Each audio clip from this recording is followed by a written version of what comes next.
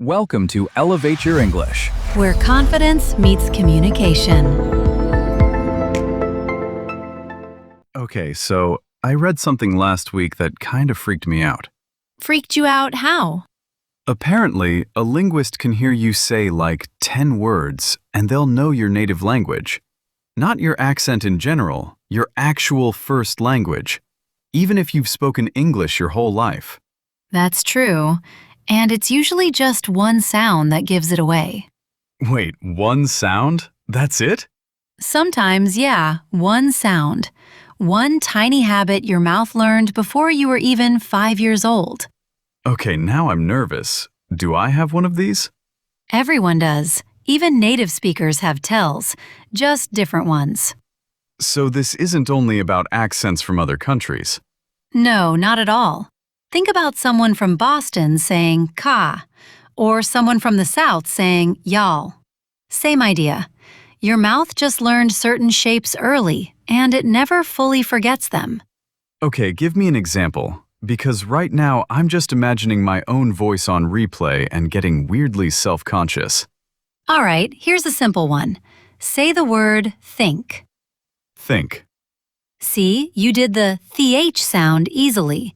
But a lot of English learners, especially from certain language backgrounds, will say tink or sink instead. Right, I've noticed that. And it's not because they don't know English well. It's because their native language literally doesn't have that sound, so their mouth never built the muscle for it. Wait, so it's physical? Like actual muscle memory? Exactly. Your mouth, tongue, and throat learn specific movements as a baby, and once those patterns are set, they're really hard to fully unlearn. That's wild. So even after years of speaking English fluently, The old patterns still sneak in, especially under stress, or when you're tired, or nervous. oh my gosh, that explains something. What? My coworker Daniela, she's originally from Colombia. Her English is incredible, like better grammar than half the office. Okay. But whenever she gets stressed in meetings, her R's get a little different, softer, rolled just slightly. That's a perfect example. Under normal talking, her accent is barely noticeable, but stress pulls the original sound patterns back out. So it's like her Spanish is still in there, just hiding. It never leaves. It's just quieter most of the time. Okay, but here's the surprising part, right? I assumed this was only obvious with people learning English as a second language. But you're saying native speakers have this too. Totally. Think about someone from New York saying coffee, or someone from the Midwest saying bag. Oh, bag and beg sounding almost the same? Yeah, my aunt does that. She's from Wisconsin. Right. And nobody thinks that's wrong. It's just regional. It's the same mechanism, just a smaller version of it. So really, everyone's mouth has an accent fingerprint. Basically, yeah. Okay, this is where it gets a little personal for me. Because I used to date someone who wasn't originally from the US. Okay. And I remember one time we were arguing, nothing serious, just a disagreement about plans for the weekend. Sure. And in the middle of it, his accent got noticeably stronger. Like his vowels shifted, and some words came out with a totally different rhythm. That's actually really common. Emotional stress pulls people back toward their first language patterns. It's almost automatic. I didn't realize that at the time. Honestly, I thought he was just getting more upset. He probably was upset, but the accent shift wasn't him losing control. It was his brain reverting to the sounds it learned first, because that's the fastest, most natural path when emotions take over. That actually makes me feel kind of bad, because I remember thinking it was strange, instead of understanding what was really happening. Most people never realize this. We assume accents are static, like a permanent setting, but they shift depending on emotion, energy, and even who we're talking to. Wait, who we're talking to? Yeah, Have you ever noticed people talk differently to their parents than they do to coworkers? Oh, constantly. My roommate turns into a completely different person on the phone with her mom. Softer voice, different rhythm, even different word choices. That's called linguistic accommodation. We subtly shift our speech to match whoever we're speaking with. Okay, this is officially blowing my mind a little. It gets even more interesting. There's actually one specific sound linguists pay attention to more than almost anything else.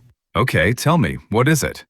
It's called VOT, Voice Onset Time. That sounds very science-y. It's simpler than it sounds. It's basically the tiny gap between when your mouth makes a sound like P or T and when your voice actually kicks in. Wait, there's a gap? A tiny one, yeah, like a few milliseconds. Say the word pat. Patent. There's a small puff of air before your voice starts. Now say bat. Bat. Almost no gap at all. Your voice starts almost instantly. Whoa, I never thought about that in my entire life. Most people haven't. But different languages have completely different timing for that gap. So even fluent speakers carry their original timing pattern into English without realizing it. So that millisecond gap is basically a fingerprint. Exactly. Linguists can literally measure it and predict someone's native language with impressive accuracy. Okay, this completely changed how I think about accents. I used to think they were just about pronunciation, like which letters you say wrong. Right, but it's really about timing, rhythm, and muscle memory built extremely early in life. Which explains why some people can memorize a ton of vocabulary but still sound different when they speak. Exactly. Vocabulary is knowledge, accent is muscle memory. Two completely different systems. Okay, real talk though. Should people feel insecure about having an accent? Not at all. If anything, it shows your brain successfully learned two systems instead of one. That's actually a really comforting way to look at it. An accent isn't a mistake. It's evidence. Evidence of what? Of everywhere you've been, everything you learned, every conversation that shaped how you speak. Okay, I love that. That's honestly beautiful. And here's something else. Confidence changes how noticeable an accent feels to other people. Wait, really? Yeah.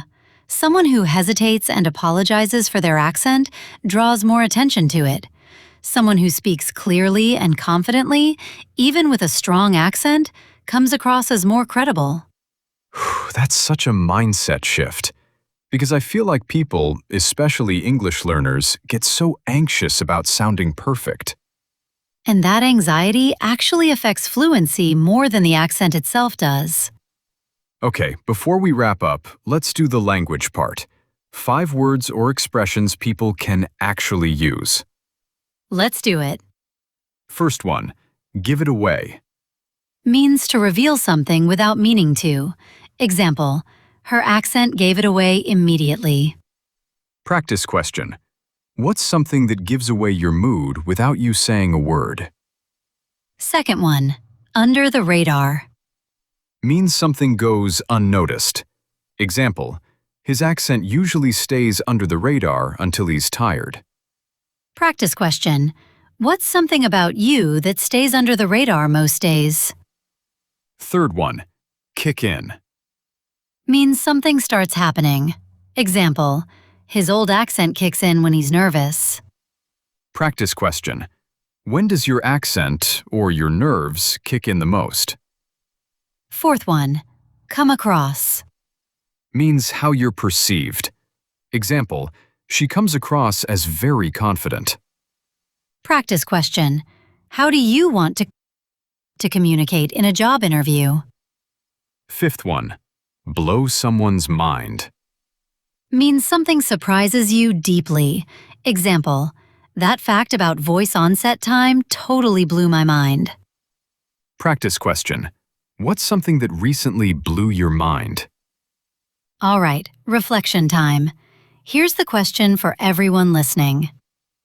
When was the last time you felt self-conscious about how you sound, instead of focusing on what you were actually saying? Take a second. Really think about it. Maybe even say your answer out loud. So today we talked about how one tiny sound, sometimes just a few milliseconds, can reveal someone's native language. We talked about stress bringing accents back out, confidence changing how accents are perceived, and how every accent is really just proof of everything someone has learned. If there's one thing to remember, it's this. Your voice isn't something to hide. It's something to own. If you enjoyed this conversation and you like episodes that help you think, communicate, and grow, stick around and subscribe for more every week.